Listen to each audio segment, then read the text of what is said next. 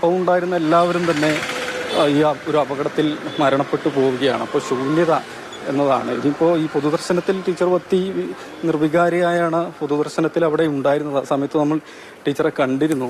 ഇപ്പോൾ അതിനുശേഷം ഇത് തന്നെയാണ്, പൊതുദർശനം പൂർത്തിയാക്കി താഴെ ഇറങ്ങി റോഡിലൂടെ നടക്കുകയാണ്. എങ്ങോട്ടേക്ക് പോകണമെന്നൊരു സംശയമൊക്കെയാണ് ആദ്യമേ ഉണ്ടായിരുന്നത്. അതിലിപ്പോൾ പാചക തൊഴിലാളിയായ ചേച്ചി സാജിദ ഇത്തയുടെ വീട്ടിലേക്കാണ് ആദ്യമേ തന്നെ പോകുന്നത്.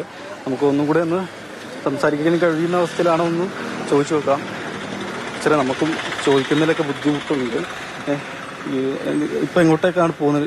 ഞങ്ങൾ സാജിദ വീട്ടിലേക്ക് പോണത്. ഇപ്പൊ എടുക്കുന്ന നമുക്ക് എല്ലാവരും അവസാനം നോക്കി കാണണ്ടേ, എവിടേക്കൊക്കെ പോകേണ്ടെന്ന് അറിയാത്ത കൺഫ്യൂഷൻ. ഇന്നലെ രാത്രി ഞങ്ങൾ കുറച്ചൊക്കെ പോയി, പാങ്ങിലുള്ളവരുടെ വീട്ടിലൊക്കെ പോയി.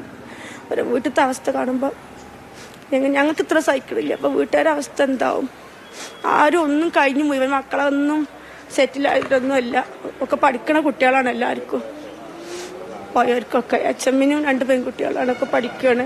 ബ്രാഹ്മണ ടീച്ചർക്കും ഉണ്ട് പഠിക്കണ പെൺകുട്ടി, സൂറ ടീച്ചറുടെ മോളും ഇപ്പോൾ +2 എൻട്രൻസ് ചെയ്താൻ വേണ്ടി ഒരുങ്ങണ. അങ്ങനെയാണ്. ആരും ഒന്നും കഴിഞ്ഞ് ഇതാക്കിയിട്ട് പോയ ആരുമില്ല. ഒക്കെ പകുതിക്ക വെച്ച്, സ്കൂളും പകുതിക്ക വെച്ചിട്ടു, അവരുടെ മക്കളെയും പകുതിക്കിട്ട് പോയവര്. ഇവര് ഒരുപാട് വിളിച്ചിരുന്നു അല്ലേ ഈ യാത്രക്ക് വേണ്ടി? ആ, വിളിച്ചിരുന്നു. കാരണം കുറച്ച് പേരായതുകൊണ്ട് ഒരു വണ്ടി വിളിക്കുമ്പോൾ അതിലുള്ള ആൾ വേണ്ടേ. പിന്നെ ആകെ കുറച്ച് പേര് അങ്ങനെയുള്ളവർ തമ്മിൽ നല്ല ബന്ധമാണ്.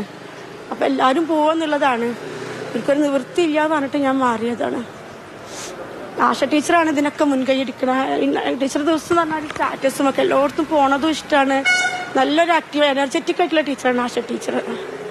ടീച്ചർ അതിനൊക്കെ മുൻകൈ എടുക്കുന്നതാണ്. ഫോട്ടോസൊക്കെ അയച്ചു തന്നിരുന്നു. 9:45 ആതിരപ്പള്ളിയിൽ നിന്ന് ഫോട്ടോ ആതിരപ്പള്ളി എത്തിയാൻ. പിന്നെ ഇത് സംഭവം നടക്കുന്ന തൊട്ട് മുന്നേ HM ടീച്ചറെ സിംഗിൾ ഫോട്ടോ ഗ്രൂപ്പിൽ ഇട്ടിട്ടുണ്ട്. അപ്പം യാത്ര ചെയ്തുകൊണ്ടിരിക്കും, ബസ്സിൽ നിട്ടതാവും. അവിടുന്ന് കുറച്ച് കഴിഞ്ഞേക്കിന് പിന്നെ ഫോൺ വിളികൾ വരാൻ തുടങ്ങിയത്. എന്നാലും ഞാൻ പിന്നെ ഫോണൊന്നും നോക്കിയില്ല, എന്തോ പറ്റിയെന്നല്ലാതെ. അപ്പോഴും 1-2 ആൾക്ക് എന്തെങ്കിലും പറ്റിയിട്ടുണ്ടാവും നിന്റെ മനസ്സിൽ. ഇതെല്ലാവരും കൂടി പോയി എന്ന് ഒരിക്കലും വിചാരിച്ചിട്ടില്ല. പിന്നെ കുറേ കഴിഞ്ഞിട്ടാണ് ഞാനത് അറിഞ്ഞതും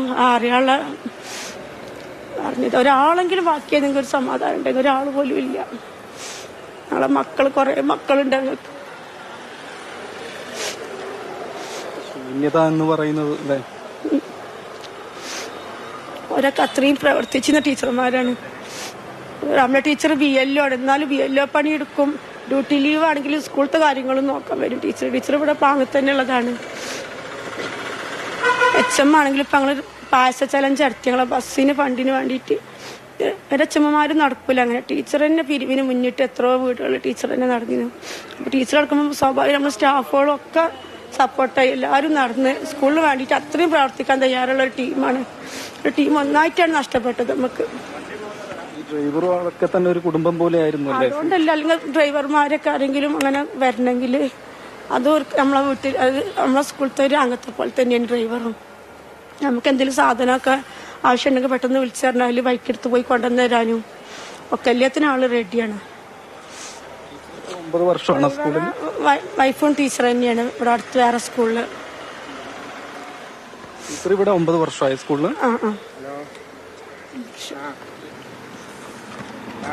എന്നാലും പക്ഷേ എന്താണ് കൂടുതൽ ചോദിക്കാനും പറയാനും ഒന്നും തന്നെ ഇല്ല. അത്രയും ദുഃഖകരമായ ഒരു സാഹചര്യം തന്നെയാണ്. അവരേതായാലും പ്രിയപ്പെട്ടവരുടെ ഓരോരുത്തരുടെയായി വീടുകളിലേക്ക് പോവുകയാണ്.